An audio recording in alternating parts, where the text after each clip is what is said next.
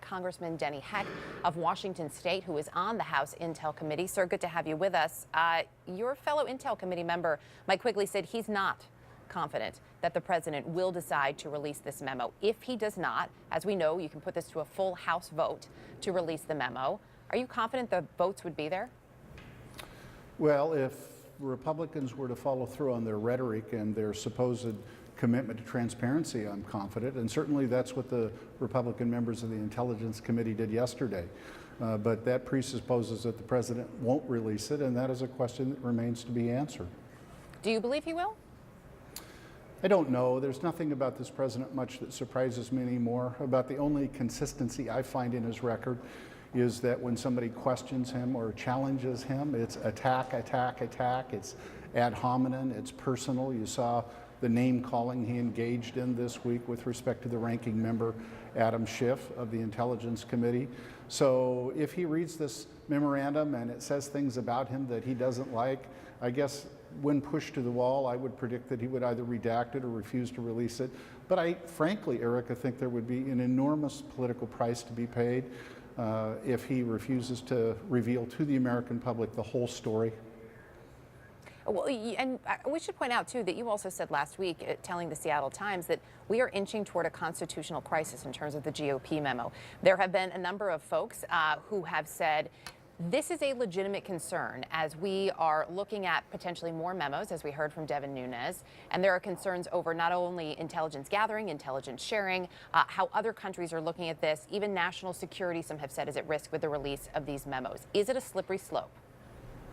I think the slippery slope is for the president, this White House, and the Republican majority to take their eye off the ball and to remember that what this is really about is getting at Russian interference in the 2016 presidential election. Interference which, by the way, Erica, we now all know and have documented has continued in other Western democracies.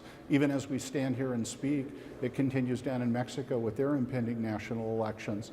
The midterm is upon us, and we're behind the curve here in terms of preparing ourselves for continued Russian interference. That's what I'm especially concerned about. That's the slippery slope we are sliding down at a very high rate of speed. In terms of being behind the curve, do you believe anything, or do you know of anything, has been done to address that? Well, a year ago, January, last month, then Secretary of Homeland Security Jeh Johnson added elections IT systems to critical infrastructures for national security purposes. I know that state election officials and county election officials throughout the country are very concerned, but above and beyond that, I don't think anywhere near enough has been done to protect ourselves against this going into either the midterm or the 2020 presidential election for that matter. Let's just put this in big context, Erica. I'm old enough to remember having lived through the Cold War, at which time it was basically a great conflict between the forces of capitalism and communism. We've kind of transitioned beyond that, and now basically what we have is a great global war between the values of Western democracies, in which we conduct free, open, fair elections, in which we have confidence in the outcome, and the forces of autocracy and kleptocracy, which is what Vladimir Putin is all about. We are going to have to move on to another topic because we're short on time. I know a number of people, though, obviously very much concerned about what will happen in 2018 in terms of security of a vote. When we look at what is happening in Washington, as we know, a fifth CR is going to be voted on, which would fund the government through March 23rd, as well as a full year of defense spending. Will you vote yes on that? So we have not yet been privy to the details of it. I'm encouraged by some of the discussion I hear around the Capitol today with respect to an eventual outcome either today or tomorrow. Basically, though, I'm kind of like most Americans. I'd sure like for us to get into a habit of actually adopting budgets and appropriations bills that last longer than our household laundry cycle. And that's exactly what we've been doing here of late. And I think all Americans hope that for their government because they know that's no way to run a railroad, no way to run a business, and certainly no way to run a government. Well, we will see if that changes. I do want to get your reaction to this before we let you go, sir. The president yesterday in Ohio making some comments about Democrats, saying they are un-American. I want to play that for you. Even on positive news, really positive news like that, they were like death and un-American. Un-American. Somebody said treasonous. I mean, yeah, I guess why not? Can we call that treason? Why not? I mean, they certainly didn't seem to love our country very much. What are your thoughts on those comments from the president?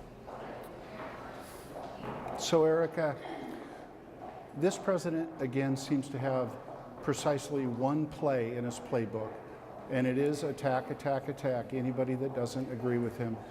For him to suggest that any member of Congress, whether they're a Democrat or a Republican, a liberal or a conservative, because they don't agree with him, is either un-American or treasonous, is of course simply not the case. I'd dare say, love to see him make that assertion to the face of Seth Moulton, for example, a member of Congress from Massachusetts who served 4 tours in the Middle East.